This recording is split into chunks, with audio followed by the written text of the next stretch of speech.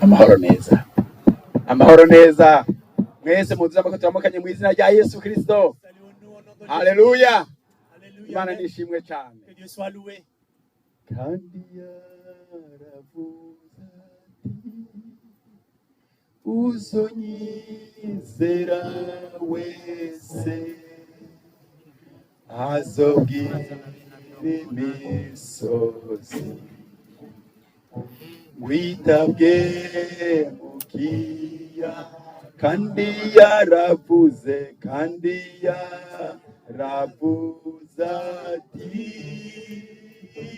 uzonyizera wese azobwira imisozi hitabwe mu kiyaga. kandi yaravuze ati uzonyizera wese azobwira imisozi witabwe mu kiyaga. Haleluya. Ndaramukije abari ku murongo bose. Ndaramukije abari ku murongo. Amen. Murakoze abakozi b'Imana ku makanya.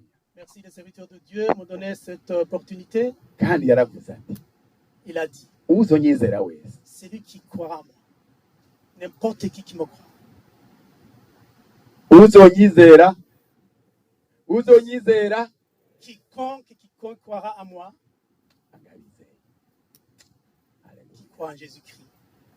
Azobwira iki? Il dira quoi? Azobwira iki? Il dira qui? Imisozi mu kiyaga. Murizeye ko ijambo ari ry'ukuri. Voyez-vous que c'est parole de la vérité. Mwizeye ko mwote imisozi mu kiyaga icyo ndakigaruka ko hanyuma ariko mugabo murizeye ko iryo jambo ari ry'ukuri. Bangaye parole de la vérité. Haleluya. Ego cyane kabisa. Amen. C'est déjà beaucoup de choses. Ibintu byiza cyane. Ndashimye Imana ko Christophe aransobanurira. Ndashimye Imana ko Noah ndiko nsobanurira Noah. Amen.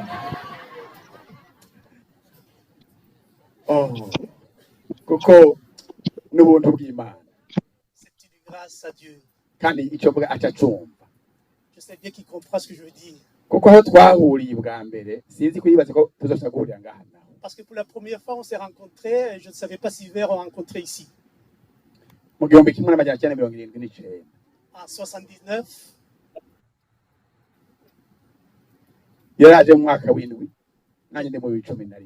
J'étais en 7e, mais lui il était en 3e, première normale. Ndi moins jeune, magana ndi moins jeune. Et tout jeune. Nanjye ndabwibuza ndibuka ipantaro yambaye ya blanc. Il me dit, je me rappelle très bien ton pantalon blanc. Il avait un pantalon jean blanc. Et puis il lui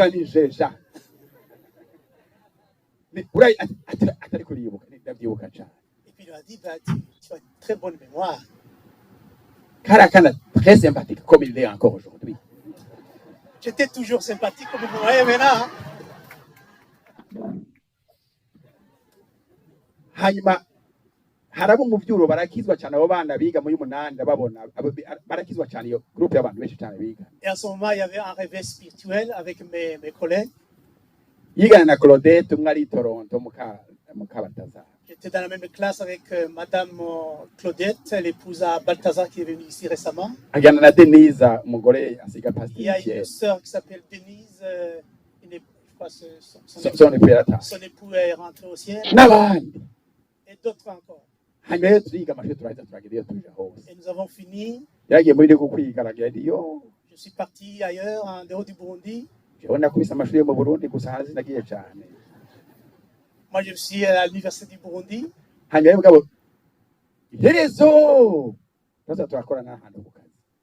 Mais plus tard, on a travaillé ensemble dans une même organisation.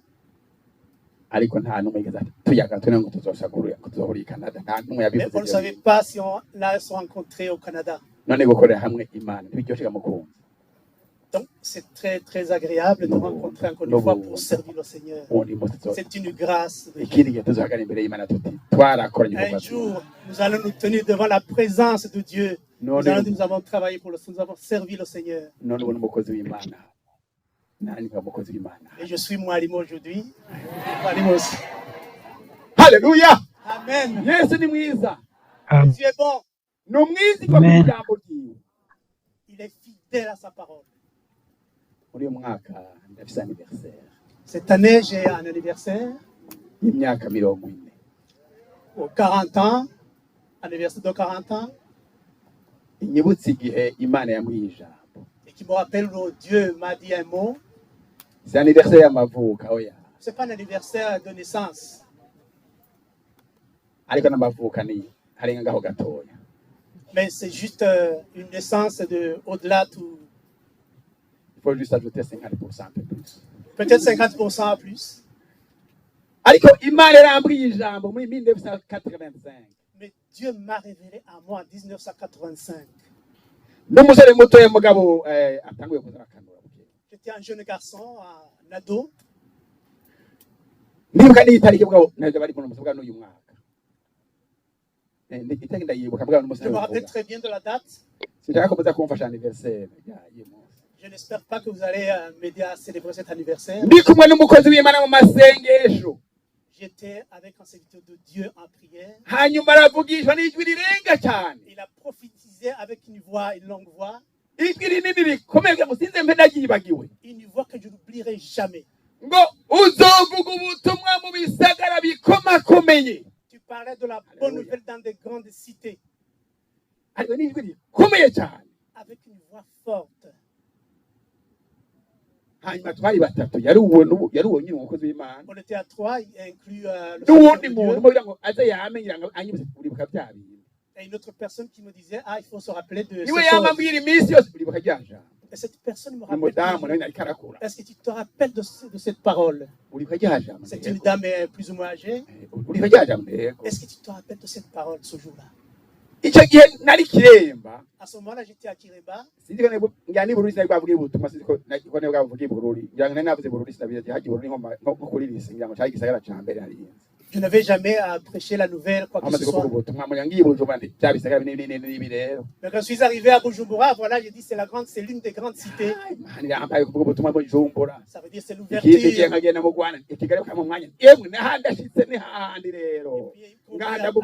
Kigali, je suis prêché. Pendant ma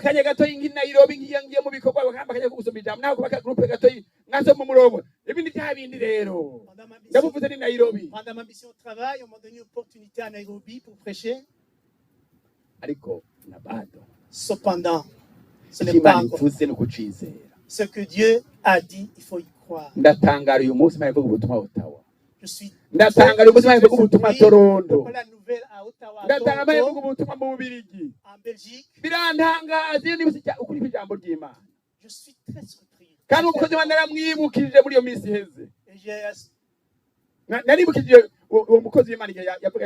Et j'ai rappelé le serviteur qui m'a dit ces paroles ce jour-là. J'étais très content parce que nous sommes souvenus. Alors, peuple de Dieu, la puissance de la parole de Dieu. C'est au-delà des choses. Ce qui est difficile pour fidèle, ce qui aime Dieu, il est pauvre en parole. Que Dieu nous aide. Un homme de Dieu. Malheureux. Il a la carence de la parole de Dieu. À lui poser la question, qu'est-ce qu'il y a dans ces jours-ci? Il dit, je suis faible. Je ne prie plus. Prie pour moi. J'ai beaucoup, je suis très occupé. Les enfants, je suis occupé par le loyer, je ne sais pas de beaucoup de choses. Mais Dieu qui t'a donné. Il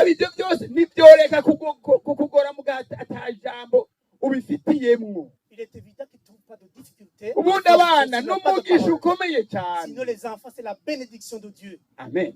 Alléluia. Novuga nti ni bande abana bariko barabagora ni ukuri mubayonete mutace muduza amaboko muri benshi. Si je pose la question, qui ont à faire à comportement de vos enfants, j'espère que vous allez lever beaucoup les mains.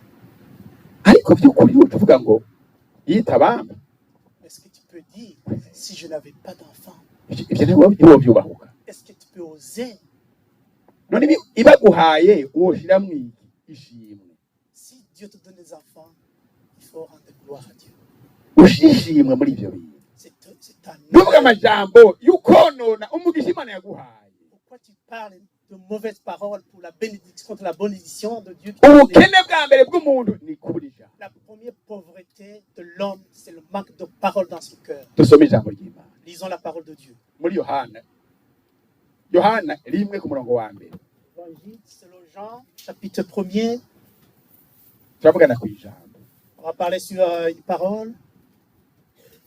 Jean, chapitre 1er, Ku murongo wa mbere. et verset 1. Yohana igice cya mbere ku murongo wa mbere. L'évangile selon Jean, premier chapitre, premier verset. Havuga ngo uko jambo yihinduye umuntu ninde ga yemwe ni Yesu Kristo. Ubwa mbere na mbere jambo yariho kandi jambo yahoranye n'Imana kandi uwo jambo yari Imana. Uwo yahoranye n'Imana ubwa mbere na mbere. Byose byaremwe nawe, mu byaremwe byose nta kintu na kimwe kitaremwe nawe. Amen. Amen. Amen. Jambo w'Imana. La parole de Dieu.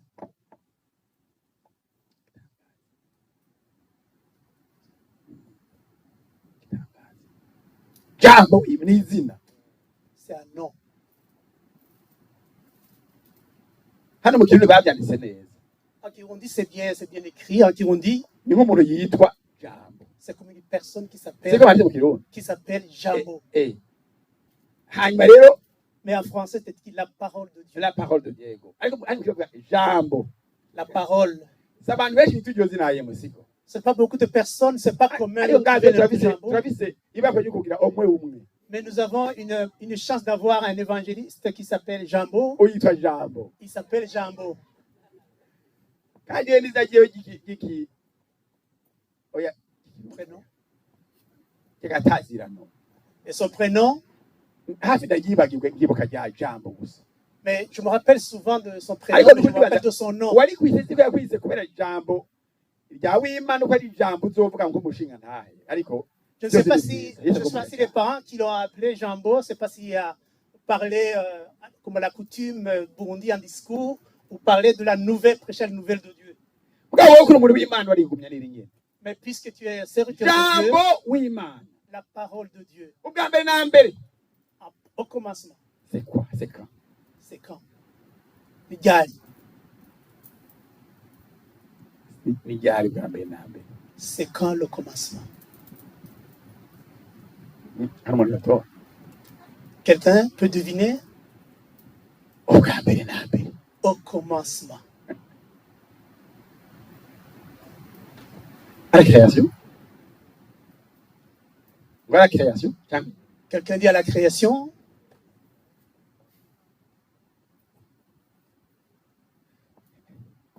iki kirita ubwa mbere na mbere ni jambo ry'Imana rivuze gusa rivuze uko. Wowe wabura kuhahambya ngo wavuhatora. Il ne faut pas chercher très loin. C'est Oh, la yeah. parole. N'ubwa mbere na mbere n'ahantu tutazi. Au commencement des années, antérieures, immémoriaux qu'on ne connaît pas. Atakindi kintu kiraba. Avant que ce soit existe. Hari ahantu hitwa infini tudashobora gushika niko. Il y a un milieu, on appelle le monde infini. On ne peut pas y arriver. Icyo gihe rero icyo gihe infini uyu jambo yariho. Dans ces temps immémoriaux, la parole de Dieu existait. Atakure kuremwa igaturemwa ejo bundi. Notre création, c'est hier, ça date d'hier. Niko nobita par rapport n'ijambo rivuga ngo ubwa mbere na mbere. À rapport de ces paroles qui dit au commencement. kuko iyi si yonyine abaharura bavuga ko imaze nk'imyaka imiliyari 4 n'inusu. Les scientifiques estiment que la Terre a il y a 4 milliards d'années. 4 miliyari umva nasimika ariko Ce n'est pas peu cependant. ariko umwana w'umuntu aremwe haciye imyaka ingahe? Mais depuis la création de l'humain, combien d'années sont écoulées? aravuga à peu près 6000 niko siko Ils ont dit 6000 ans. 6000 ans Peut-être 6000 ans. Wumva wewe ibyo bintu imyaka 600 wibaza ko n'imyaka imiliyari 4 n'inusu. Si on compare 6000 ans contre 4 milliards d'années, wewe wumva iyo aho deja honyine isi bayeho hari iki hari gakora iki jambo rikakora iki? avant la création de la terre, qu'est-ce que faisait la parole de Dieu? Ariko jambo yariho. Mais la parole de Dieu existait. No kuvuga ngo yariho, c'est-à-dire il existait. Yahoranye n'Imana. Il était avec Dieu. Kandi niyo yari lui-même, la parole même était Dieu. byose byaremwe nawe. Toute la création a été créée par lui. Jambo yaremye avuga. La parole de Dieu a créé en parlant. Iryo jambo bavuga jambo ni yaravuga. Ça dit parler, la parole de Dieu, ça s'exprimait elle-même. Yamye avuga. Elle s'exprimait. Kandi yavuze yari jambo. Et quand elle s'exprimait, c'était la parole. Imana irafise ijambo. Dieu a une parole. Imana ivuze ibivuze igikora ijambo abari Kristo akoze. Quand Dieu parle, c'est Christ qui parle, qui fait l'action. Ubwa mbere na mbere Imana yaremye ijuru n'isi. Kuriko dusoma muri Genèse 1.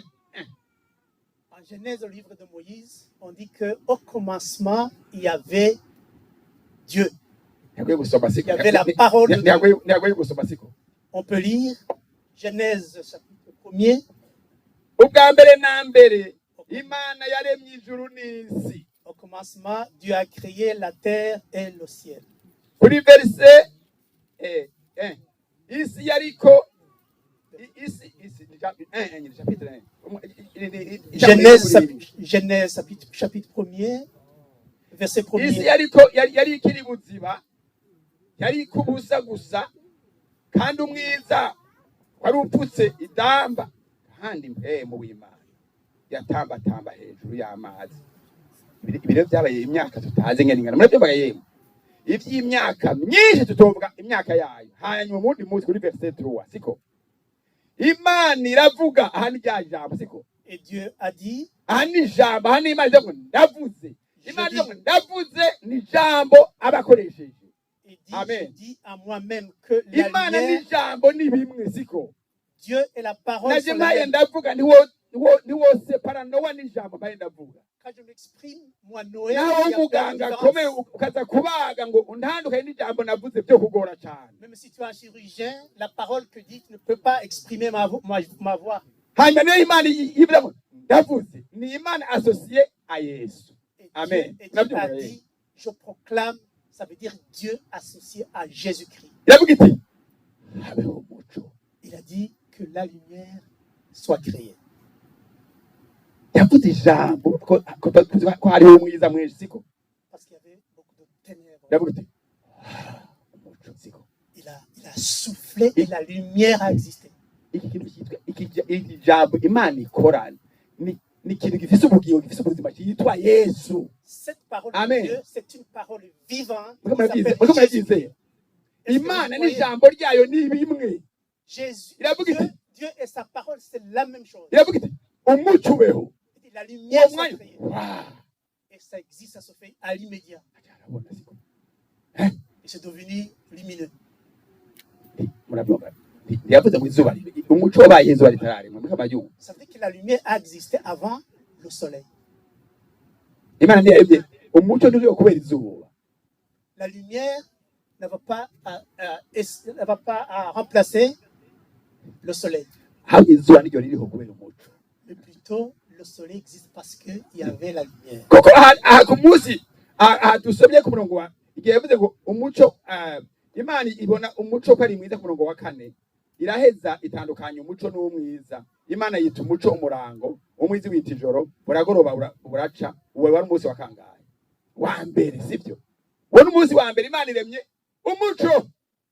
Nta zuba ririho, nta nyenyeri, nta kwezi, hariho umuco. Il y avait la lumière, Amen. il n'y avait pas d'astre, la lune, la constellation. Verset 6, Imana iravuga iti ni habe. Wa, iravuga ngo habe. Il dit que soit créé. Ku murongo w'icenda Imana iravuga iti amazi yo munsi y'ijuru nameruku. Hanyuma ku murongo wa 10 nkazi musozi ihita isi. Ikoraniro ry'amazi naryo igihita ibiyaga. Imana ibona ko ari byiza. Kuri verset 11 Imana iravuga. Dieu dit, verset 11, iti sinimere ko ibyatsi. Que la terre produise de la verdure, Isi cyane ibyatsi. portant de la semence, Buragoroba buraca. des arbres Aho fruitiers wazeze donnant le aho fruit. kuri verset 13 tugeze ku munsi wa 3. Verset 13, 14 Imana iravuga. et Dieu dit, Haleluya. Amen. Hani verset 14. Verset 14, Yavuze wiki. Timwitazanure y'ijuru. Ni habeho ibyaka. qui a des Byo luminaires gutandukanya umurango n'ijoro. dans l'étendue du Bibereho ciel kubika ibimenyetso pour séparer no le jour kwerekana avec la ibihe nuit, n'iminsi que ce n'imyaka. soit les signes pour marquer les époques Kandi les jours et les années, kandi bibe ibyaka et qu'ils byo servent de mwitazanure byo luminaire mw'ijuru. dans l'étendue du Byo ciel kwakira isi buno pour éclairer la terre et cela fut. biba kuno. Imana irema ibyaka bibiri binini. Et Dieu fit les deux grands Icyaka luminaires, kinini cyo kuganza umurango. le plus grand luminaire pour Icyaka présider gitoya le cyo jour, kuganza ijoro. le plus petit luminaire Bonne pour présider inyenyeri. la nuit, Bo et fit n'inyenyeri. ainsi les étoiles. Imana ibishira mwitazanure ry'ijuru. Dieu se plaçant Kugira dans ngo l'étendue du byakire ciel isi. pour éclairer la terre, Biganza umurango n'ijoro. pour présider le jour et la nuit, Imana ibona ko ari byiza. et pour séparer la lumière avec Buragoroba la ténèbres. buraca. Ainsi, il y eut un soir, Uwo munsi ugira kane. c'est le 4e jour. Amen. Alléluia. Ku murongo wa 20 Imana iravuga. Ti mu mazi habimwe ibifi n'ibikeke tubirye siko. Verset 20, il dit Dieu dit que les eaux produisent en abondance les animaux vivants et que les oiseaux volent sur la terre vers l'étendue du ciel. Verset 23 ngo buragoroba buraca uwo munsi wagira gatanu. Verset 23, ainsi il y eut un soir et il y eut un matin, ce fut le 5e jour. Verset 26 Verset 26, Imana iravuga. et Dieu dit, Oui. qu'est-ce qu'il a dit? Tureme. Amen. Créons, faisons l'homme. Naho nyine yagize gute? Yaravuze. Aussi, il a proclamé. Aravuga ngo mukuru mu muntu ngo ntiyavuze, yaravuze. Il a parlé quand il a créé l'homme. Yabanje kuvuga. Il a commencé à proclamer Kugira ngo bibe bikunde. pour que ce soit ainsi. Tureme umuntu. Créons l'homme. Hatikira ngo bijya bishoboka ko tureme umuntu. Donc ça a été possible de créer l'homme. Cyarema umuntu. Il a créé l'homme. Imana yaremye byose. Dieu a tout créé. Ibintu byose byaremwe nawe. Toute la Mu création lui byaremwe appartient. byose nta n'ikimwe kitaremwe nawe. Et toute sa création lui appartient. Iyo dusomye hariya mu gitabo mu cyete cya Pawulo yandikiye Abikolosayi. Lisons le livre des Colossiens aux Colossiens, Abikolosayi 1:15. épître de Paul aux Colossiens, chapitre 15. Ijambo. La parole, Hanyuma kuteke ingene ijambo rifise ububasha. épître de Paul aux Colossiens, Dusome Kolosayi 1:15. chapitre 1er, verset 15.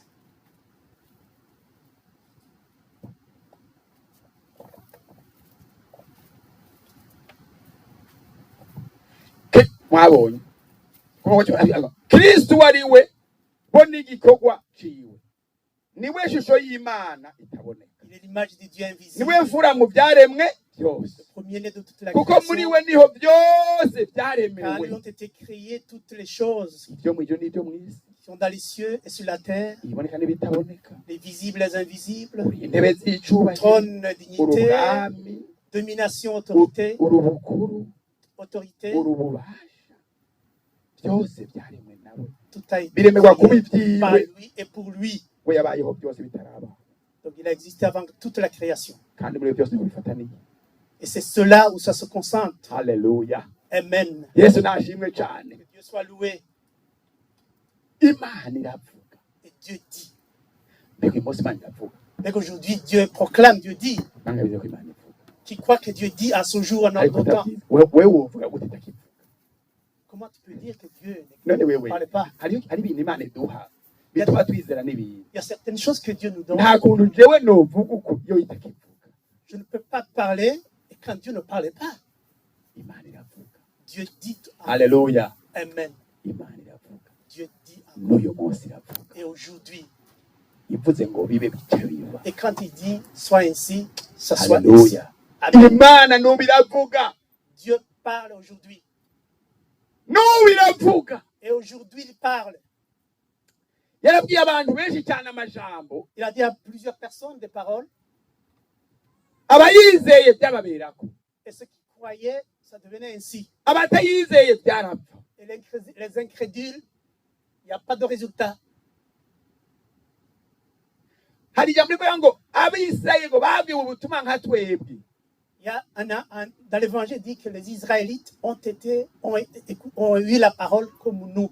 mugabo ngo ntacyo byabamariye Cependant, kuko ijambo babwiwe parce que la parole qu'ils ont été dites, ritavanzwemwo ukwizera parce qu'il n'y avait pas de foi, il n'y a pas eu de résultat. n'abaheburayo 4 ku murongo wa abaheburayo 4 Hébreux chapitre 4, ku murongo wa mbere wa kabiri turasoma iryo jambo ry'Imana Hébreux chapitre 4, verset 1er, 2 verset 2 verset 2, chapitre 4. abaheburayo 4 ku murongo wa kabiri Hébreux 4, verset 2.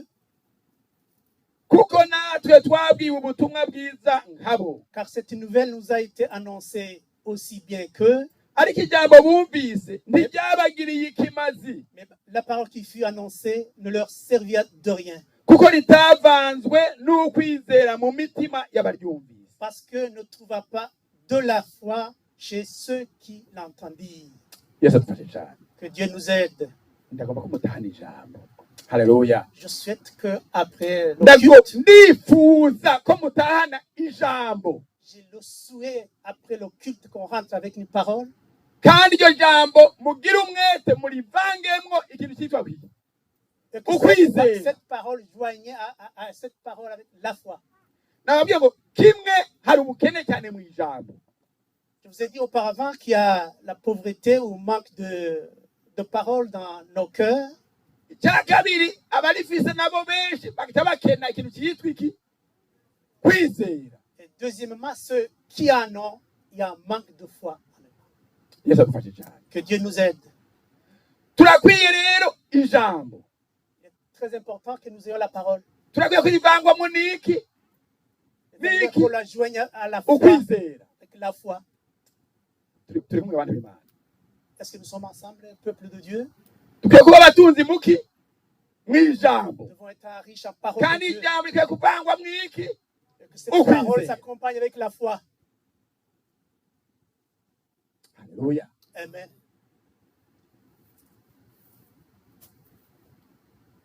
iyo formule irakora cyane C'est une formule.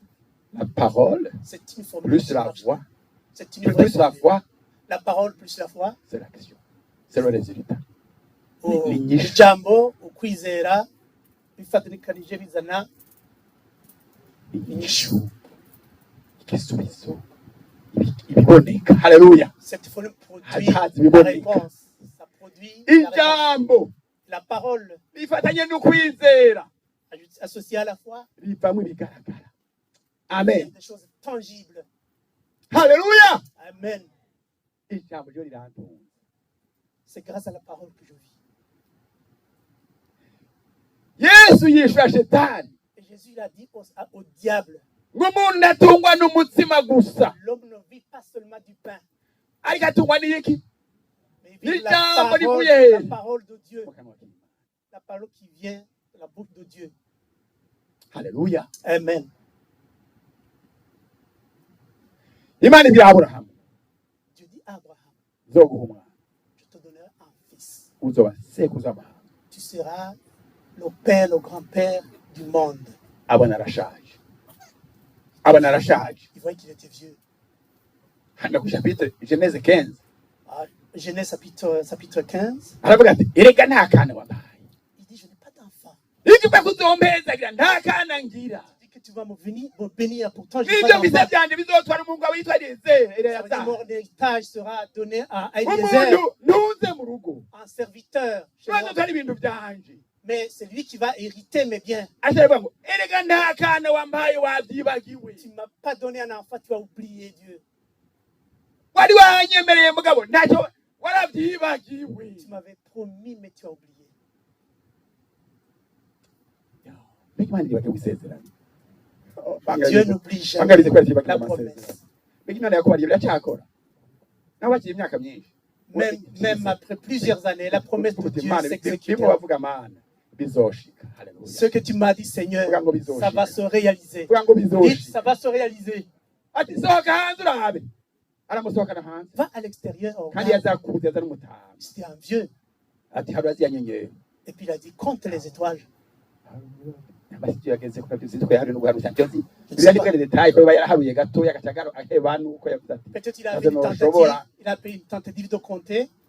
ati abana bawe rero ndakubariye Mais dit, bazongana nka ziriya nyenyeri. tes enfants, ta procréation, c'est là comme tu vois autant de des constellations. bivuga ngo bivuga ngo Aburahamu yizera. Haleluya. Et la parole de Dieu, la Bible nous dit, Abraham eut la foi. icyo ni igitangaza C'est abantu un b'Imana. miracle, peuple de Dieu. icyo ni igitangaza gikomeye C'est un miracle. kwizera ijambo imana ikubariye. Avoir la foi, ce que je dis te dire à la parole de Dieu. En sa hari promesse. ikintu imana yakimuhera kuri icyo kintu nyene. Et Dieu, il a ajouté, Genèse chapitre 15. Genèse chapitre 15, ego jambo ry'imana ariko rivuga si. comme ça il dit la parole de Dieu. Genèse chapitre 15, ego verset bakago Aburahamu amubaza ati mwambura uzombiki ko ngiye gufata akana nsize kandi uzotorana urugo rwanje akaba ari Eleyazari umunyandamasiko. arongera terega nta rubyaro wampaye kandi kandi umunyarugo yavukiye iwanje niwe azotorana ibyanje. maze ijambo ry'uhoraho ryongera kuza kuri we riti uyo si we azotora ibyawe ariko uzova mu kara kawe niwe azobitora.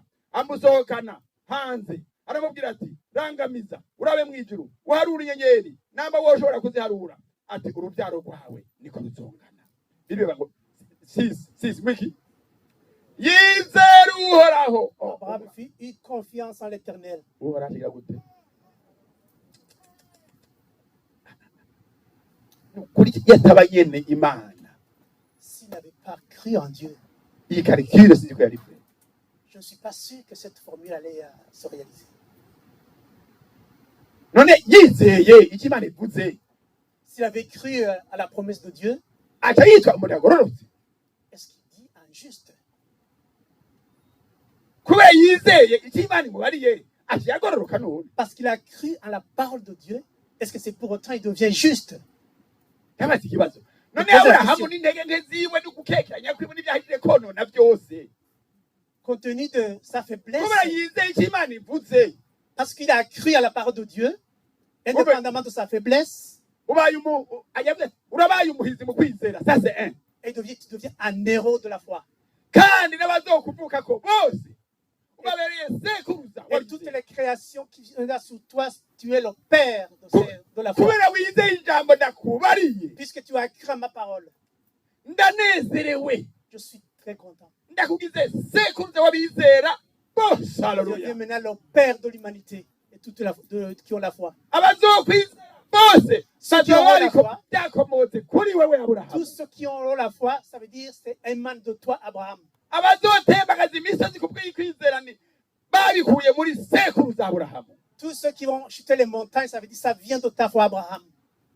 imana byarayinezereje cyane Dieu a été très content. yuko ijambo imubariye arivanze mwiki ukwizera. Parce que la parole qui a été prononcée à Abraham, il a associé à sa foi. nta muntu n'umwe azokwizera atazokwitirirwa wewe Aburahamu. Et tout ce qui croira, tout le monde qui Alléluia. croira sera le porte-nom de ta génération, Abraham. mbere abazokwizera nkawe n'abana bawe n'urubyaro rwawe. Et ceux qui sont croirants sont tes enfants. abo bana bangana inyenyeri saba mu nda gusa n'ab'impembo bizera. Pas seulement les enfants biologiques, mais les Aburahamu enfants de la foi. azonezerwa cyane kutubona mu ijuru. Ça veut dire Abraham sera très content de nous voir au ciel. wakuzukuruza kandi waje nawe Oh mon grand-fils, ma grande fille, wakuzukuruza kandi nawe waje et mon grand-enfant. aburahamu Tu es venu chez moi. azoba umusokuruza waje. Ça veut dire Abraham sera notre aïeux. Haleluya. Amen. Hariya mu ijuru aburahamu arakomeye, hariya mu ijuru aburahamu arakomeye. Abraham, il est puissant au ciel. Haleluya. Kuko yadutanguriye ikintu gikomeye cyane Parce qu'il a commencé une chose très importante pour nous. kandi twamurosemo uburage. Et puis nous avons hérité de lui. harimo amaelema siya bita amajene siya mwovyita twese twarosemo mu buryo bwo kwizera utuntu tutumatanya nawe turi muri twebwe twese. Haleluya. Au niveau de la foi, il y a des gènes de la foi kugira qui ngo nous font attacher à lui. kugira ngo uba kuzukuru k'Aburahamu. Pour que tu sois un grand fils, une grande fille d'Abraham. Haleluya. Amen. iyo ni mu mageragezwa nibuka ijambo Imana yambariye Quand je suis dans les tentations, je dis ce que la parole de Dieu qui m'a dit. kandi umwuzukuru w'Aburahamu. Que je suis le grand fils d'Abraham. Imana ivuze Aburahamu ubaye sekuruza w'abizera. Abraham, tu es le père de Ça, la c'est foi. un. Ça, c'est un.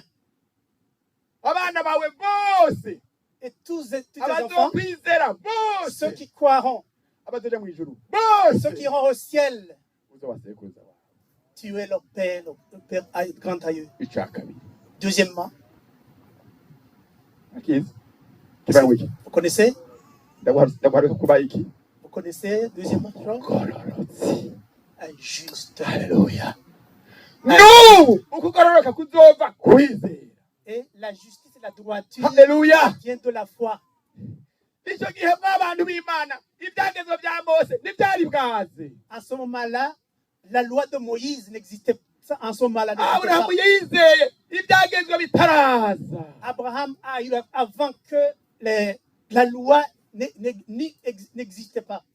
Kandi aho ibyagezo byagarutse ntibyakuye ijambo rya Aburahamu. Et même les 10 commandements n'ont pas remplacé la foi d'Abraham. Byabaye nk'ibintu bije kuorganiza abantu mu gihe cya Mose. Ça a été une forte d'organisation de la terre Kandi de naho nyine Moïse. byaragoranye byarabananiye. C'était très difficile, très compliqué. Iherezo bagarutse kuri rwa rubyaro rwa Aburahamu. Et à la fin, ils sont finalement retournés à la crainte d'Abraham. haje haza uwitwa Yesu Kristo. Plus tard, la naissance de Mu Jésus-Christ. rubyaro ruzanywe n'ukwizera. Une naissance qui émane de la foi. azadupfira yakira ibyaha byacu byose Il est mort, il a pris tous nos péchés, kugira ngo umwizera ntazapfe rubi afin que quiconque ne périsse ariko ahabwe ubugingo et buhoraho qu'il hérite la vie éternelle. kandi ni ukumwizera. Et celui qui croit en lui, Pawulo yandikiye Abaroma 5 kuri rimwe mu biraza on l'a écrit aux Romains, chapitre 5, ngo ko twatsindanishirijwe no kumwizera. puisque nous avons été justifiés, nous avons été justifiés par la foi, Kuvuga ngo ko twahawe kugororoka kubwo kumwizera. nous avons eu la droiture parce que nous avons cru. Romains 5:1. Romains chapitre Romains 5, verset 1. Romains 5:1. Romains 5:1. Romains 5:1. Romains chapitre 5, verset 1. Haleluya. Amen. Ngo kuko twatsindanishirijwe twagororotse Puisque nous twahawe avons été kugororoka. justifiés, nous avons hérité la droiture. Haleluya. Amen. Kuko twatsindanishirijwe no kumwizera. Puisque nous avons été justifiés de croire en lui, Haleluya. nous avons eu la paix. La paix, Ukugoroka dufise tukwakira kubwo kwizera. la droiture, la justice que nous avons, nous recevons grâce à la foi. Mutandukanye ukugororoka n'ukwezwa. Discernez très bien la sanctification et la justice. Amasaha yanjye karandana siko. Amasaha yanjye ni meza karagenda. Discernez très bien, Hari itandukaniro y'ukugororoka n'ukwezwa. il y a une nette différence entre Alléluia. la sanctification et la droiture. Ukugororoka tuguheshwa n'ukwizera. La droiture, nous recevons la droiture Alléluia. grâce à la foi. Ukwezwa tuguhabwa n'uko umuntu agenda aheba intege nke. Nous sommes sanctifiés parce que nous répandons les péchés. Ariko kugororoka, Mais la droiture, la justice, kuba juste, kuba umugororotsi, kuba umuntu atatsindwa n'urubanza. celui qui n'est pas condamné par la mort, par les péchés. Gutsindanisha n'uvuga ngo wari watsinzwe Ça veut dire none tu étais hari destiné ibihindutse. à la perdition, était destiné à la perdition. Maintenant, il y a un changement. ngo uratsindanishirijwe urubanza rurahindutse. Maintenant, tu es justifié. La sentence devient autrement. Haleluya, Amen. haleluya, Amen. haleluya. Amen. Pawulo aravuga mu Bifilipi 3 gora ku murongo w'8. Paul, aux Philippiens, chapitre 3, verset 8. Ati ivyahora bibaye inyungu kera Ce qui était l'intérêt pour moi, zero c'est zéro. kubwo kumenya Kristo Yesu. Parce que j'ai rencontré Jésus-Christ. Kuko uyo Parce que celui-là, yampaye kugororoka. il m'a donné la justice. Apana kwa kuzanwa n'ivyagezwe. Pas la justice qui vient de la loi. J'insiste les amis. Aravuga ati Ndagomba ko muvyumva bene data. atari kwa kugororoka kuzanwa n'ivyagezwe. Ce n'est pas cette justice qui Atari émane de la loi. Atariko ukugororoka kuzanwa n'ukwizera. Mais la justice Mwahabonye qui est le fruit de la Ego. foi. kwizera Kristo Yesu. Croire en Jésus, avoir la foi en Jésus-Christ. Haleluya. Amen. Ubugenda umugororotsi bw'Evangelio. Moi, je suis juste que vous le vouliez, mubishaka mutabishaka. Justement, Kristo gusa kubera ko nagize la foi en Jésus-Christ. Kuko nagize ukwizera muri Yesu Kristo. Ndazi kama jambo toba ngo wigize ibitari byo. Non, c'est la parole. Chaque fois que je pense, je dis non, c'est pas la parole. Ne venez pas me faire d'autres faux enseignements. Non. Ntuze kunyigisha nzana izindi nyigisho Ntuyigishe z'ibinyoma. idini yawe. Non. Vraiment parler de la religion. Nizeye Kristo Yesu. Si j'ai la foi en Jésus-Christ, Yambindi ukumuki. et je Umugororotsi. deviens automatiquement un juste. Twari mérite. C'est pas une mérite. Je natsinzwe kera. Moi, j'étais voué à l'échec. Kugora kuzana n'ibyagezwe kwa fo. Parce que la justice qui émanait, qui était le fruit de la loi, était fausse. Ahora yavuga ati byo nani umuntu wa mbere abikurikiza. Mais Paul disait, moi j'étais le premier juriste qui faisait tout Ntawo ça. ntawodushije. Il n'y a personne qui peut Kandi m'égaler. wogize icyangaya. Il n'y a personne qui peut me mépriser. Nari nemewe. J'étais un homme célèbre. Namuheburayo. J'étais un hébreu. Umuryango w'Abenyamini. Dans la famille de Benjamin, Akana k'umwererezi kana ko. le dernier enfant de Jacob. Jewe no mu muryango w'Abenyamini. Moi je viens de la tribu de Benjamin. Kandi hanakebwe ku munsi ugira munani. Ah, j'étais circoncis au 8e jour. Kandi narizi ivyagezwe bakanigishwa mugabo yitwa Gamaliel. Et je maîtrisais très bien la loi à l'époque de Gamaliel. Mfise diplôme. Je suis diplômé. Nicyo gituma jewe atanu umuntu yogize ikinangaya kubyerekeye C'est pour cette ivyagezwe. raison, il n'y a personne qui peut me dédaigner en aucun cas. Ariko kandi muri icyo gihe nyene Mais cette période, à ce moment-là, njyewe nahimbagura abantu bitwa abakiristo. c'est moi qui persécutais les Sinjye nabafata chrétiens. nkabakubita nkabagota nkabapfunga. Je frappais, j'emprisonnais les chrétiens. Narabahama nzi ko mpahenda akorera Imana muri bya byagezwe byanje. Je les persécutais parce que je savais, parce que j'utilisais le mal, donc je servais la loi. Awo icyangaya. Mais qui peut Ariko dire, narabanigaguye narabishe kabisa. mais je les ai tués. Nakayitiene bakishe mbaga ndi kura. Étienne, quand on a lancé les pierres à Étienne, je dis, allez, achevez. Ariko maze guhura na Yesu. Mais quand j'ai rencontré Jésus, Nakivuga mbego nari ndagororotse cyangwa ndi umuntu. je me suis posé la question, est-ce que je suis injuste ou quoi? Nakiga ukugura kw'ibyagezwe ndagutaya kira. Il a dit, je jette Nyiheruka kugura. la justice qui émane de la loi. Yesu ndakwizeye. Je te jure, je crois en toi, Jésus. Kunyizeye rero. Parce que tu as la foi en moi, tu crois en moi, Urabaye umunsi wa Aburahamu. tu deviens un enfant d'Abraham. Nawe uragororotse. Et tu Alléluia. deviens juste. Atagenda nezerewe ati yo. Et puis, il est Nabyaha parti. byose yakimparura ko gaye. Et puis la danse. Babantu nanigagura nicaga Et yewe. toutes ces personnes que Bamwe j'ai tuées, niba. les personnes que j'ai volées, Gabusambanyi. l'adultère, Gabusuma. le brigand. Nabihariwe gayemwe byose. Biravuyeho. Est-ce que toutes ces choses, Ubundi je suis justifié? Il n'y a point de condamnation pour ceux qui sont en Nta Jésus. kintu na kimwe gishobora kunjira urubanza. Abarama munani kuri rimwe. Romains chapitre 8, verset Nta 1. rubanza kwari muri Kristo Yesu. Il n'y a pas de condamnation Vraiment, sur nta rubanza. Jésus-Christ. Il n'y a pas de condamnation. Hallelujah. Il n'y a pas de condamnation. Ariko ijambo rivanzwemo Mais c'est la parole associée à la foi.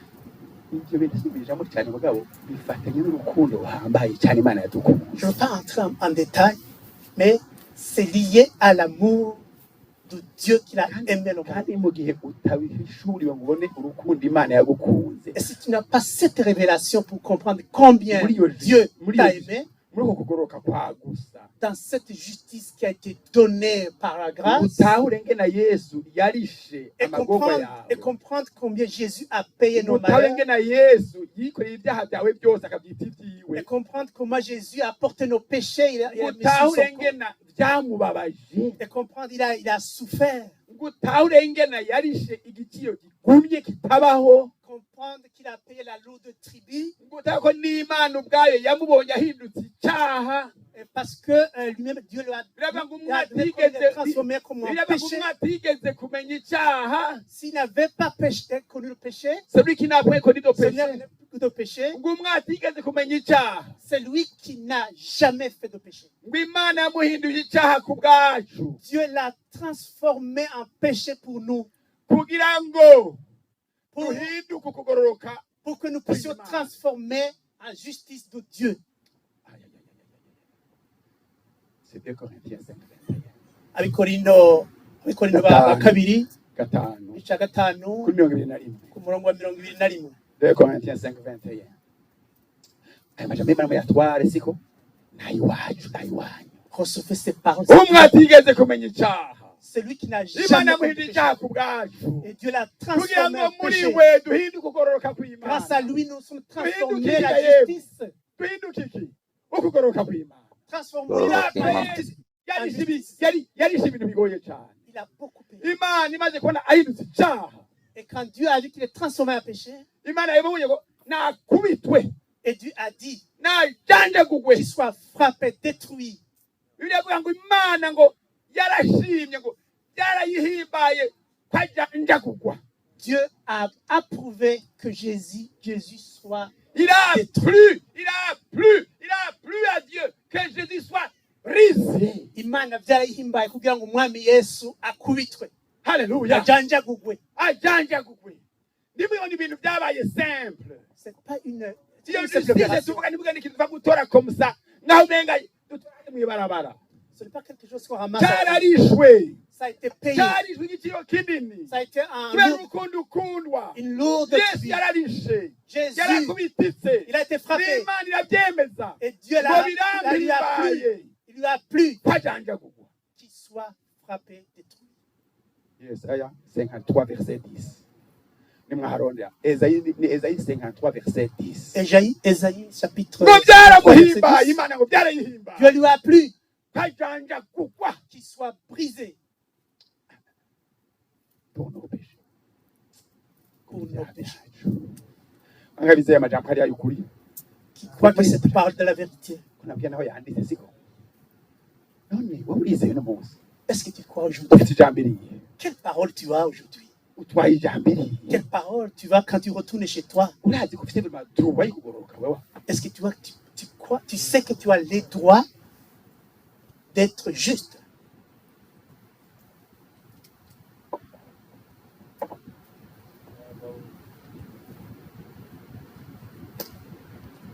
Kuko udashaka gushinga intahe ko uri juste. Pourquoi tu ne peux pas témoigner? Kubera wizera Tu es juste. ubuze ijambo, Ça veut dire il y a manque de parole. ubuze no kwizera. Secondo, il y a manque de la foi. Rien que ça. Kandi ikindi womenya rero, Une chose que tu dois savoir, iyo utahuye iryo jambo, si tu comprends très bien cette uko parole, kugororoka uronka. et cette justice Kubera que tu hérites, kubera ko kuvuye mu rukundo rw'Imana. parce que ça vient de l'amour de l'éternel. Niwe ni ikintu cyakiyesitara kiri passive, kidakora siko. Ce n'est pas quelque chose de passif, Uko kugororoka n'ububasha.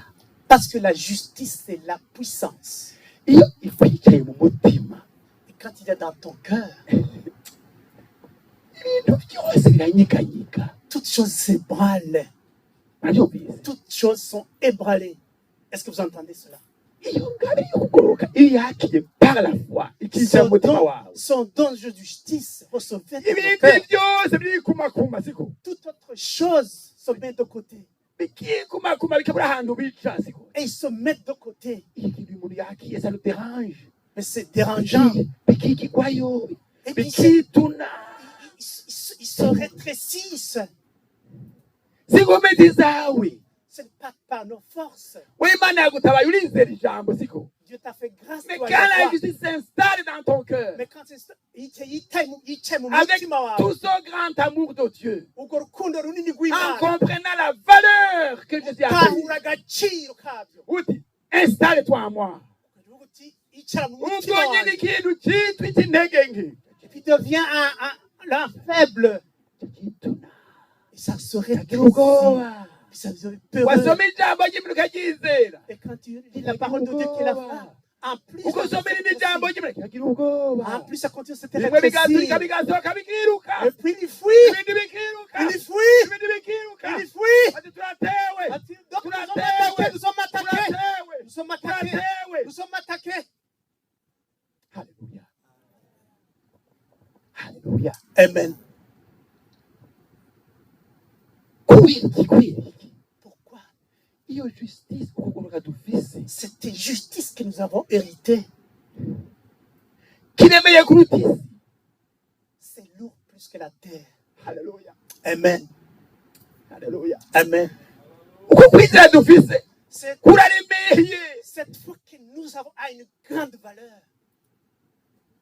Bibiliya avuga ngo insinzi yacu ku isi La Bible nous dit que notre victoire ici-bas, ni ukwizera kwacu. c'est notre foi. La victoire qui triomphe du monde, c'est notre foi. Intsinzi itubesha kutsinda Hallelujah. no kwizera.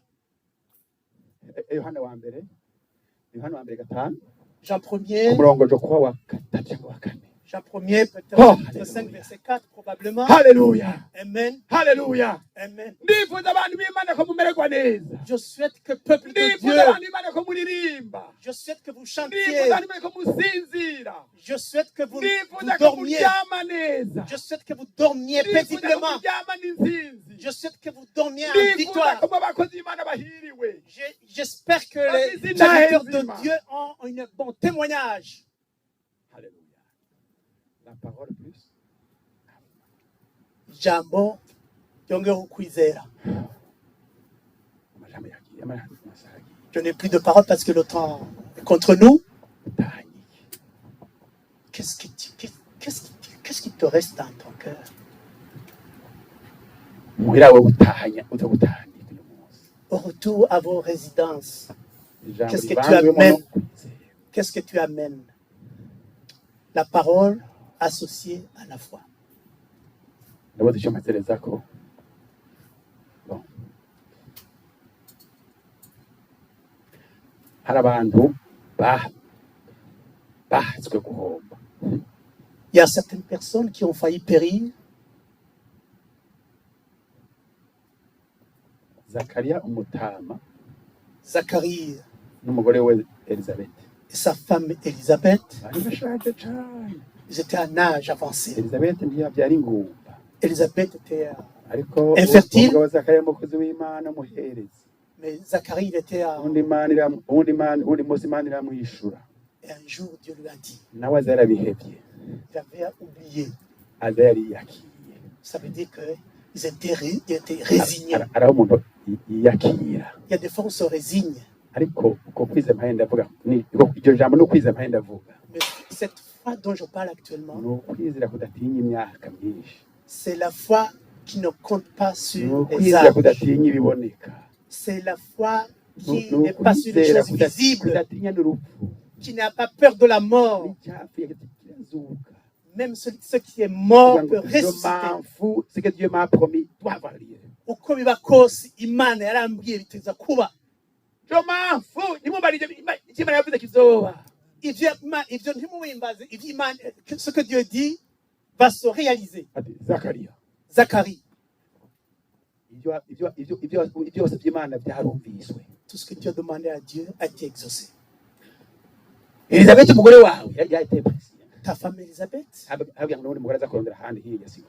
ta femme Elisabeth est patiente. Elizabeth elle-même Elisabeth wenyene, azokubyarira umwana vuba. elle enfantera très bientôt un enfant. Uzomutera hano umubatizi. Et tu l'appelleras Jean-Baptiste.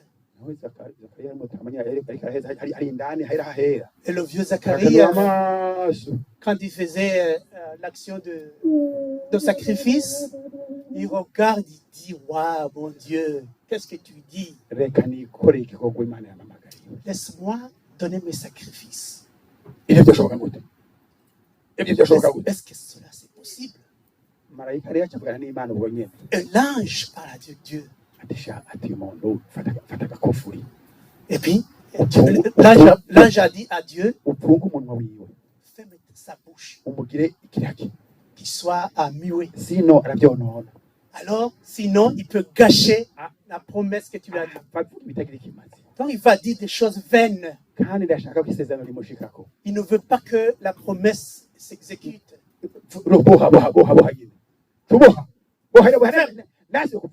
Bouche sa bouche. Et l'ange dit, puisque tu n'as pas cru, désormais tu deviens muet. Il commence à bagouiller. Tu ne parlais plus jusqu'à ce que Jean-Baptiste ne naisse. Il commence à bagouiller, à palpiter les lèvres. Donc il a discuté, il a mis un débat avec Dieu. Et il est sorti parce qu'il était grand sacrificateur, principal sacrificateur. Il commence à barbouiller, à parler. Il dit, ce sacrificateur, c'est un sacrificateur respecté. Est-ce que c'est finalement... Qu'est-ce qui s'est passé? Il commence à barbouiller, à parler. Et puis il a dit, puisque l'ange Gabriel est venu sur lui, qu'il parle. Calme-toi et raconte-nous l'histoire. Il continue.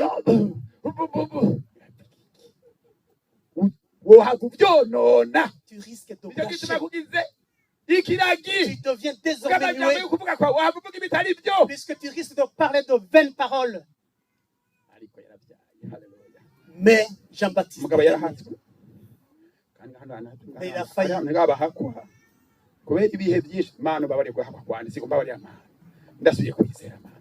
Si je dis, qu'est-ce qu'ils veulent croire en Dieu et la foi en Dieu? Tu es heureux. Alléluia. Tu as dit le Seigneur, ça va se réaliser. Tu es heureux, toi qui as la foi. Parce que ça va se réaliser. Il a failli. Il a failli. Parce que il a failli. Mais parce que Dieu nous aime, il a fermé la bouche. Vois combien. Si je dis qu'il va faire si vous avancez jusqu'au rond-point et que personne ne parle, peut-être ce n'est pas évident. D'ici jusqu'au premier rond, que personne ne parle. Je vais faire un miracle, je vais opérer un miracle. Les gens, je dis, je vais parler quelque chose, je vais voir ce qui va se passer. Les gens sont difficiles. Parce que j'ai que mes enfants ne soient perdus. Il faut fermer la bouche. Ils commencent à boiter. Et l'autre a un terme de maladie.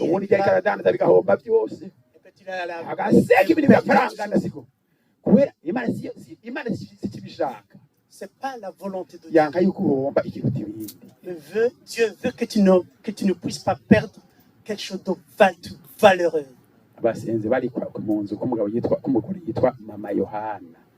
Et ce qui t'est réuni, les gens se réunissaient à la maison de Jean, de la mère de Jean.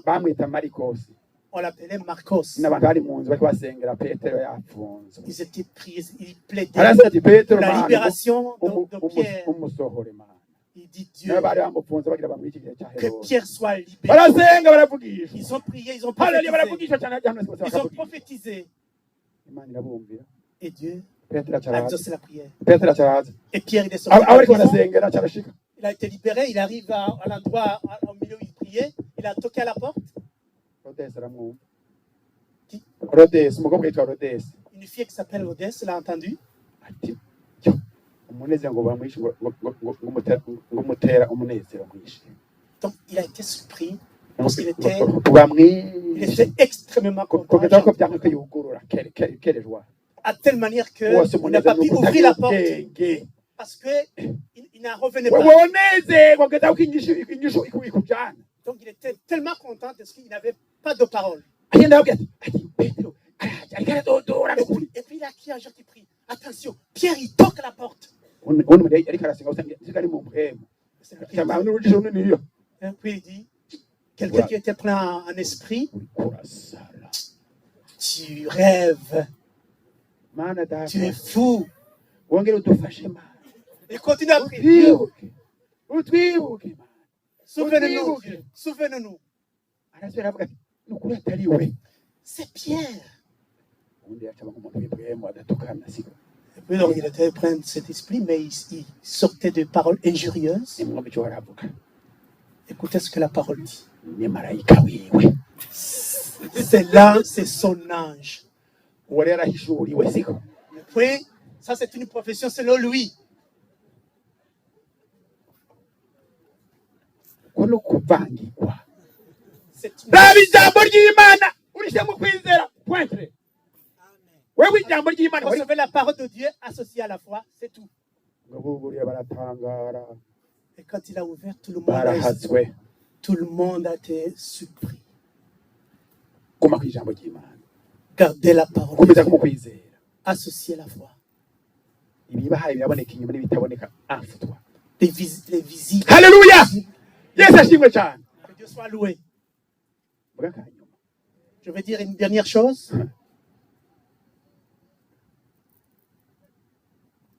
umupfakazi yigorewe n'uduhungu tuwe tubiri umupfakazi yigorewe n'uduhungu tuwe tubiri La veuve avec ses deux garçons aragenda no kwa elisa était chez Elisa. ataje urazi ko n'umupfakazi Tu sais que je suis une veuve. kandi umugabo wanje Et mon mari, urazi ko ari mwe mwamukoresha vous savez qu'il était votre serviteur.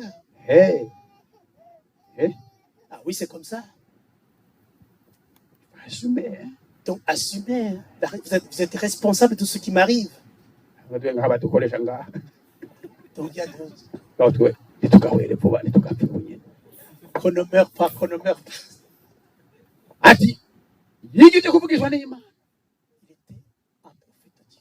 acyahurira murabizi Mais il est décédé, vous le savez très bien. ansiga mu madeni Et puis il m'a laissé des none dettes. aha nyene ubyo yadutsinze Et puis le abacamanza bamaze kuruca les créanciers. ngo abahungu banje bagire kuba abaja biwe Il y a un jugement qui vont prendre Bah, le fils pour servir. none rero numfashe Alors Élisée. mbega yemwe amufashishe Mais qu'est-ce que Élie va mbega elisa wafise iki na Qu'est-ce haruka que Élie avait? afise ukwizera Il avait la foi. elisa aravyiyumvira ati mana ndamufashishe Élie, qu'est-ce que je vais faire pour cette femme, Seigneur? ati jewe naho nomufashisha mfise utuntu akaraba mu nzu yiwe ibintu biriyo ati mana nakunda nariko none iryo deni afise naho nomaka akadomo kudu tuvuta Et puis il a regardé tellement la dette était énorme. ndamuhe akadorari ka veni Est-ce que je peux lui donner un billet de 20 dollars? karamuna kubwira ibibazo ngane murabibona mwebwe ko Est-ce que je peux lui nakubwira ibibazo vyiwe bingana amahero n'ukuri Ces problèmes étaient énormes. uyu muntu anyiteze ko ibihumbi bitanu by'amadolari Qu'est-ce que cette personne attend probablement 5 000 dollars? jewe aya mahera 20 ndamuha Est-ce que je vais oser lui donner un billet de 20 dollars? ibyakeneye ariko urapfa kumuha siko kumuhuramuha ariko elisa aravyimvira ati ewe none wewe ufise iki Et Élie a posé la question à la veuve. Qu'est-ce que tu as? yaba mfise nari kuza ngaha Et elle a dit, si j'avais quelque chose, je n'allais pas venir ici. nta kintu kimwe ufise Et poser la question, tu n'as rien chez toi? utuvuta turanguzwa Et j'ai un tout petite quantité d'huile. uradufise Est-ce que tu en as? ati A dit oui. parole de Dieu. ati bakafise akateye Tu en as quand même un petit quartier d'huile. turangurura nyine nyaruke muhira Allez, apportez utuba n'abana bawe avec tes mu deux fils mihana dans les environnants. ibyombo mu bizane ari byinshi Amenez beaucoup de vases. aravuga ati muzane biki N'amenez pas peu. irayinsiste siko Il a zane insisté. bingahe byinshi Amenez Bini, beaucoup. bini. Amenez beaucoup. ewe mama arantumye Elle dit, maman, ngo allô? umutego gwa rudumu runiniya Maman me dit, le grand Damjan. ariko ziki ntiwantumye Elle dit c'est maman qui me demande de Quoi? porter le Damjan. umuvyeyi Elle dit probablement qu'il y a un problème. ebane mwe gwa rudumu Il y a un problème. Ah, nta donnez-moi mpamvu n'ibindi mwobimba cette vase. Si vous agomba avez encore bingahe ngo plus, byinshi donnez-moi beaucoup. Consternation. ewe mama arantumye ngo gwa rubindi runiniya ngo nurumuhehe Et maman me dit de me donner le grand Oui. Damjan. ngo yankunguru waba ufise yankunguru ngo wayimutiza Est-ce que je vais donner le seau, le grand seau? abantu bose ati arasatse none usiko Elle dit, finalement, kibana c'est la dépression totale. muri hafi Faites attention, soyez Mugume hafi. probablement qu'elle est N'awatu- déprimée. yatwaye ijambo siko Mais ijambo Il a- yatwaye iki il avait la parole. yatahanye iki Il avait la yatahanye iki parole. yatahanye iki Qu'est-ce qu'il a donné? yatahanye iki Qu'est-ce qu'il a donné? ibintu by'amavuta Qu'est-ce qu'il a donné? yatahanye amafaranga Est-ce qu'il a donné yatahanye l'argent? ideni Est-ce qu'il a donné? yatahanye iki Qu'est-ce qu'il a donné? ijambo La parole rivuga ngo iki qui dit quoi? genda muhira Va à la maison. utize ibikoresho byinshi Apportez beaucoup de matériel uca wigana mu nzu et tu l'amènes à la maison usuke et tu es versé dedans. abantu bambonye aza kuraba elisa Et les gens qui sont venus voir Élie, bakamubona Élisée, bakamana atasha avuyeyo ari diferanse babona et quand il regardait, quand il rentrait, Ah bah, il vous n'y a voyez pas quoi, de différence Élise. du tout. n'abamubonye ataha Et quand ils l'ont vu venir, hari il est diferanse rentré, babonaga yewe est-ce qu'il y a une différence? yatwaye iki Qu'est-ce qu'il avait? haleluya Amen. ati aratanga arasuka Il a versé biruzura byose ati mana yo mu ijuru et les grands jarres sont remplis et dit, oh Seigneur, ibintu birabaho est-ce que ça existe? ijambo La parole no kwizera avec la foi, burya birazana amavuta ce qui te donnait l'huile, ijambo la parole no kwizera associée à la foi, kiberekeza indwara idakira est-ce qu'ils peuvent guérir les maladies incurables? ijambo La parole no kwizera avec la foi, biratanga akazi est-ce qu'il donne de l'emploi? ijambo La parole no kwizera avec la foi, biratanga umwana est-ce qu'il donne à la naissance? ijambo ryonyine Et la no parole seule kwizera avec la foi, biratanga inzu est-ce qu'il donne une résidence? ijambo La no parole kwizera et la foi, biratanga viza hajya est-ce qu'il donne le visa, possibilité de donner les visas, de délivrer les visas? ijambo La no parole, kwizera gusa oui, avec la foi, burya est-ce biratanga umugabo qu'il donne un mari? byonyine byonyine Tout simplement ça. ijambo La no parole kwizera avec la foi, biratanga umugore est-ce qu'il donne une épouse? byonyine Tout simplement ça. ijambo La parole no kwizera associée à la foi, burya est-ce que niyo nyinshi y'ikibazo cyawe c'est la réponse de nos soucis? ijambo no kwizera gusa La parole liée à la foi gusa seulement, atari ikintu kirakote seulement atari ça. ikintu ufise Rien de Okay. plus, rien de plus. ukenye Et tu es ukenye tu es uri pauvre, umupfakazi tu es veuve. wewe ijambo ryonyine La parole be seule, no kwizera gusa il y a associé à la foi. za dosiye zawe ivyo byonyine vyotuma zikunda Est-ce que tes dossiers peut-elle avancer tes dossiers sans autre chose à côté, atari n'umugenzi uti ireka sans ami à côté qui pousse? uri uko nyine uri n'umufevu uri n'umupfakazi Alors que tu es uri veuve, n'imfuvyi uri umuntu tu es atahovuye orphelin, uri umuntu zero tu es une personne méprisée, umuntu zero wewe une uri personne qui zero n'a pas beaucoup de chance. wewe uri zero uri sans espoir hopeless Tu vois, umuntu utagira tugira akakawe n'a rien utatame kimufise. umuntu wapfuye atakintu urimo n'ibyaha byakunaniye wagowe Toi le grand pécheur, wishe abantu wasambanye tu as tué ukisambanya un kugira ngo no adultère, mw'ijoro tu as un adultère, fais la fornication, ibintu waribye tu as volé umutima waraturagaye et ton cœur umenga wo est kwiyahura ukavaho éparpillé, même sans la suicide. byose rien ne va nta na kimwe kigenda nta na kimwe kigenda uri mubi tu es mauvais uranduye tu es mauvais tu es wicira urubanza souillé rukomeye cyane tu attends un none jugement ijambo ryonyine mais la parole seule ni ukwizera gusa associée à la foi byo gukiza est-ce qu'elle peut te guérir byo peut te sauver kubohora est-ce qu'elle peut te délivrer byo kugira umuntu musha tu viens à une nouvelle créature urabyizeye est-ce que tu crois à wowe cela ritahana est-ce que tu peux rentrer avec cette parole umupfakazi aje mu nzu et cette veuve n'abahungu biwe et ces deux garçons ngo mwugare bariyugarana et vous fermez à l'intérieur barugara ils ont fermé barugara ils ont fermé bafite ijambo gusa et bien ni ils ont ukwizera gardé la foi et Barugara. la parole ndege n'abandi babonge il n'y a babononera que personne ne rentre à l'intérieur biradukwiye c'était Iri jambo. suffisant la parole ni ukwizera il y a la foi biratuma ngira uyu munsi je peux guérir aujourd'hui ijambo w'imana nuba ariko ararema c'est la parole de Dieu ijambo qui w'imana guérit. nuba ariko ararema Aujourd'hui la parole ijambo de ariko Dieu, ararema il fait ijambo vivant ariko ararema il est en train de nuba créer aravuga je lui ai dit sinubashingira intahe je voulais j'ai pas le temps mfise de ibintu yesu yankoreye j'ai bifatika beaucoup de choses de témoignages que Dieu a fait singira amajambo yo kubivuga je n'ai pas de mots pour exprimer ahandi umuntu yama muri gatangaza je suis toujours yesu ibintu ankorera ntabyo numva au-delà de l'imagination ce que Dieu me fait bakavuga ati none afise iki qu'est-ce qu'il a ni ukuri mfise ijambo ni il n'y a ukuri rien que la parole et la foi kandi ni ukuri ibyo nkuramwo nta gaciro nobiha et les fruits de ces deux éléments il n'y a pas de valeur ndi umuntu ahiriwe je suis un homme heureux je suis un homme très heureux ndababwiza ukuri je vous dis la vérité ni ukuri je suis un homme heureux je suis n'umuntu ahiriwe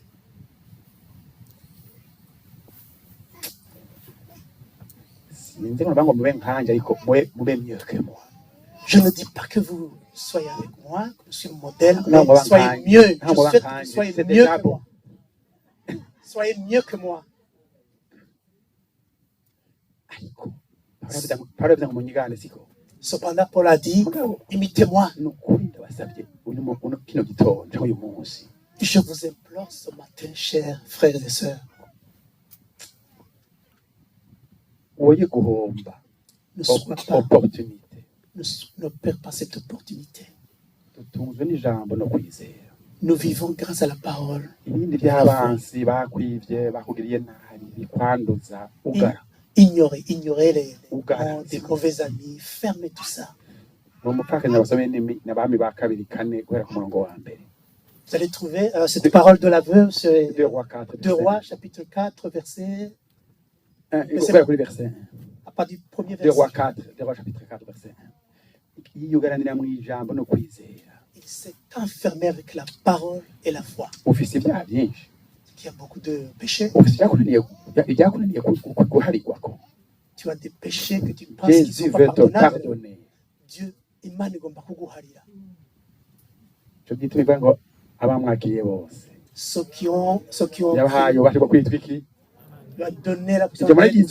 d'être enfant de Dieu est-ce que vous y croyez s'amajambo yanditse mu mpapuro s'amajambo yanditse mu ce n'est mpapuro pas des mondes écritures ce ne sont pas des sons s'amajwi s'amajambo agizwe n'amason s'amajambo ni ibyanditswe n'ubugingo c'est n'amajambo c'est la vie bahenda vuga byo gusobanura siko ariko ijambo ry'Imana sinsomwa sindome la parole de Dieu ce n'est pas les écritures ijambo ry'Imana sina son c'est pas les voix des syllabes si byo s'amason ijambo ry'Imana si ijambo ry'Imana ni sa magie Imana yonyine c'est Dieu lui-même ariko ararema qui est en train de créer yagize kwese ariko ararema qui ont cru qu'il est en aremera train de créer ishasha agira ariko ararema il est en train de créer yarandemeye Il m'a nuba ariko créé. ararema Et jusqu'à présent, ijambo continue. nuba aravuga Continue à prier, continue à parler. ibande bifuza ko umunsi bavuga kintu Qui croit aujourd'hui que Dieu peut parler. Imana ibaheza Que Dieu vous bénisse. abizeye ijambo ry'Imana ikabaheza Imana ibaheza Ceux qui croient la parole de Dieu, que Dieu vous bénisse.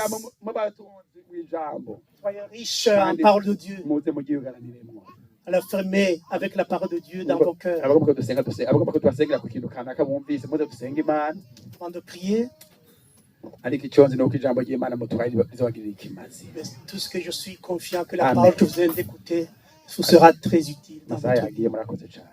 Que Dieu vous bénisse.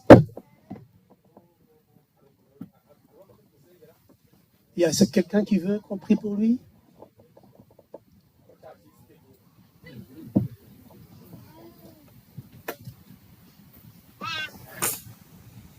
Haleluya. Amen. Dusenge Imana. Nous allons prier. Hari umukozi w'Imana asenge. Hari umukozi musengera. Est-ce qu'il y a quelqu'un Burya umuntu yizeye biboneka mu kunyaruka. Erega burya umuntu yizeye biboneka mu kunyaruka. Mbega Est-ce que ubona ko tugiye quelqu'un kwiringa cyane. Ntubona ko tuba tugomba est-ce que quelqu'un peut Guforosa, venir c'est- devant la présence mu de bintu nk'ibi Dieu? ngiye guforosa cyane ngo Quelqu'un peut venir devant la présence de Dieu. haguruka none wewe wumva se ijambo ni Ça vaut ukwizera pas la peine ni ikintu d'insister. usimbirako Parce que la foi, c'est quelque ubwo Aburahamu chose que yavuze tu crois. Aburahamu yavuze ati ndabyizeye Il dit, ubwo j'ai nyene la foi. ati yo Et Dieu- ubaye sekuruza w'abizera et tu deviens kandi le père de uragororotse l'humanité. Et tu es juste.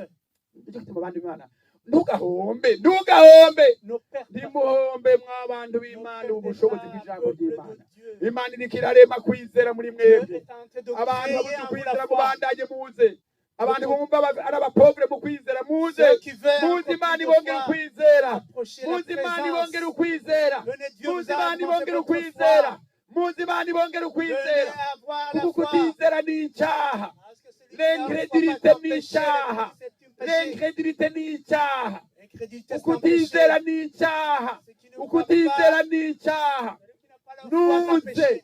uti Imana Venez. ndizeye ijambo Je ryawe dis Dieu. ndizeye ijambo Je ryawe crois en ta parole. ndizeye ijambo Je ryawe crois en ta ndagiye parole. kwizera Je crois en ta ndagiye parole. gupfukama Je vais m'agenouiller en signe de foi en signe de foi. ndagiye gupfukama mana Je vais m'agenouiller. ndagiye gupfukama Je vais m'agenouiller devant ta ndizeye présence. ijambo J'ai la foi. uno La parole. munsi nkizwe Aujourd'hui, je serai sauvé. uno munsi mbabarigwe Aujourd'hui, je suis pardonné. nitwa umwana w'Imana Je suis appelé enfant de Dieu. umugororotsi Un juste. ukugororoka nyako La vraie justice. kwirukana ibyaha Empêcher, Kwiruka- chasser les kwiru- péchés. ukugororoka kwirukana umwiza La justice qui chasse les ténèbres. haleluya Amen. haleluya Amen.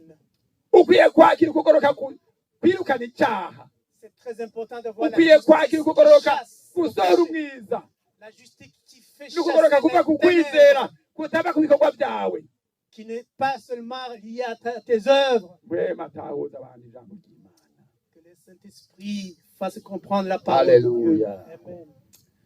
none mu kwizera kadusabe uwamfashije gusobanurira mwarimu Christophe kuko abandi bariko barabaza abantu asenga Imana amen Turaguhimbaje Mana yacu uri mu ijuru.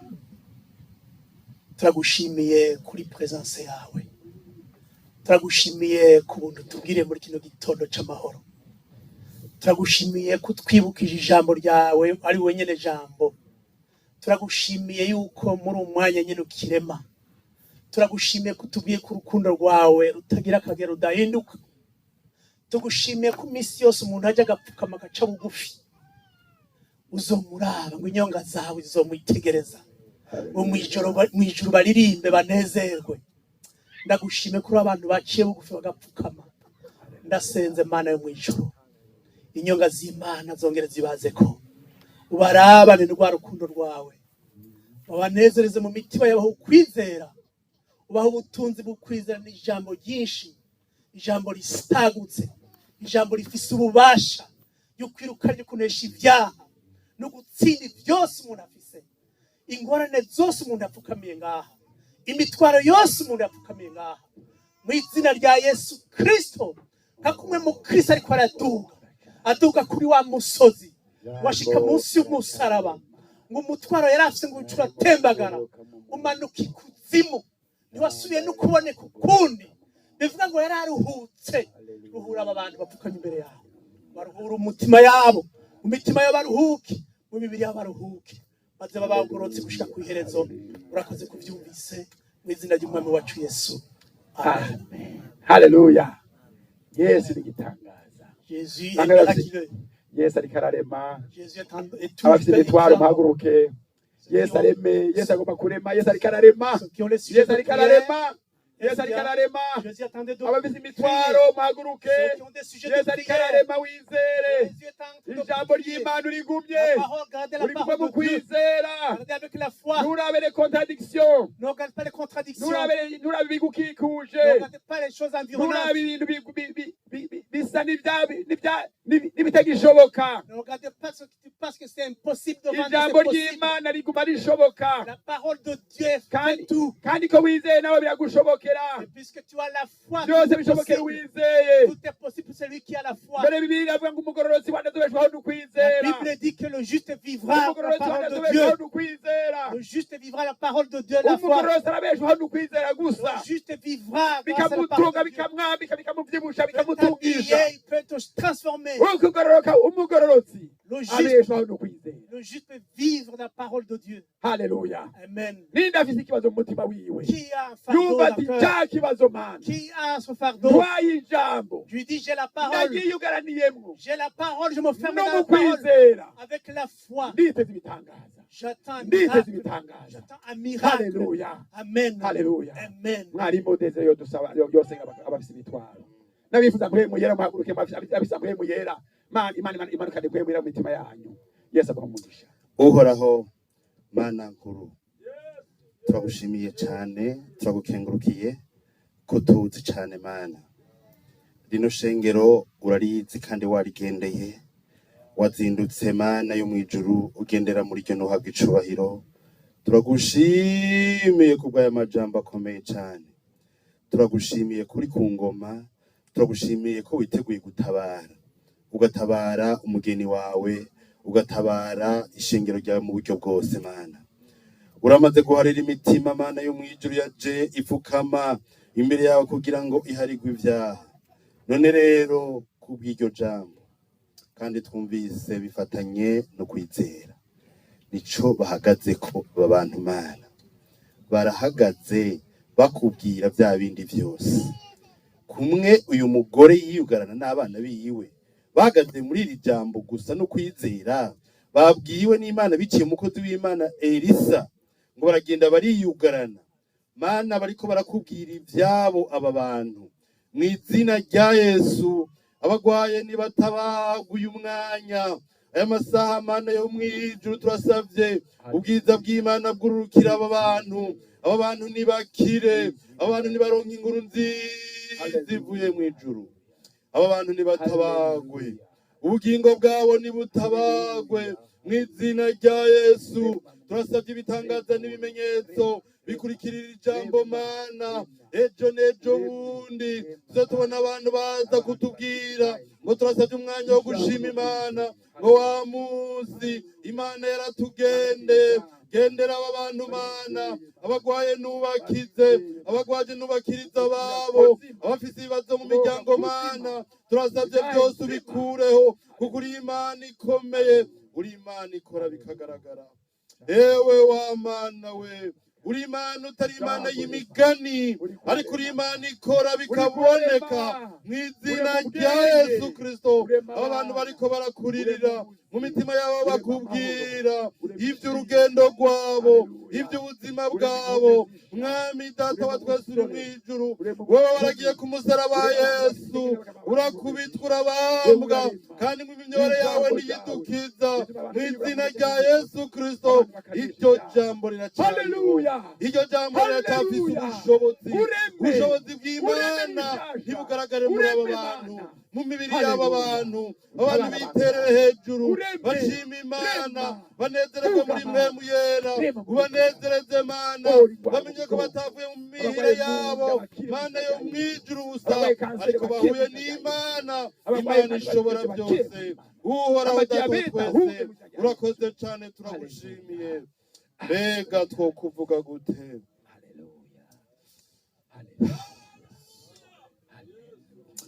mbega Mana twokuvuga gute ntitwogira uko twokuvuga uradukunda cyane uratwitwararika mu buryo bwose none Mana yo mwijuru wezagira aba bantu bipfuza n'ubushobozi bwa mpemu yera kugira ngo bashobotse mu rugendo bwabo ntiboshobora bo bigerageza ariko bikanga. Hari abagerageza mana mu izina rya Yesu Kristo ariko bikanga n'intambuko imwe ntibayishobore. Turasabye bagwanirire ubushobozi bwa mpwemu yera bube muri bo. Mpwemu yera bahe gukunda ijambo ry'Imana. Mpwemu yera bahe gukunda gusoma ijambo ry'Imana mu izina rya Yesu. Urakoze mana, urakoze nyakubahwa. Abo bariko barananizwa n'urugendo, Yesu bashobotse. Yesu ubafata ukuboko. Yesu uzobashitsa amahoro. Yesu uzobafashe barengane ubugaragwa amahoro. Ndagushimiye kutugendeye, ndagushimiye byose kubyumvise. Mu izina rya Kristo Yesu niho ndabisenze. Abavyizeye muvuge ngo amen. Amen.